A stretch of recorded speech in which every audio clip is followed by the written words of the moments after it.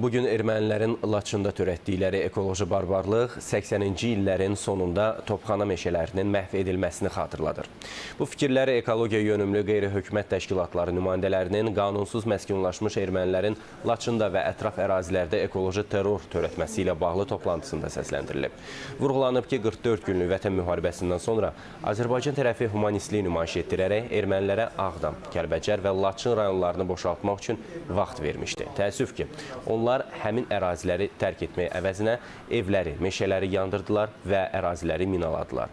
Bütün bunlar ermənilərin xislətini göstərir. Təəssüflər olsun ki, hazırda oxçuçayın çirkləndirilməsi davam etdirilir. Lakin beynəlxalq təşkilatlar yenə də ikili standartlar sərgiləyərək buna göz yumur. 20-yə yaxın qeyri-hökumət təşkilatı ermənilərin Qarabağ və Şərqi Zəngəzur iqtisadi rayonlarında törətdikləri ekoloji terrorla əlaqədar beynəlxalq təşkilatlara birgə müraciət imzalayıblar.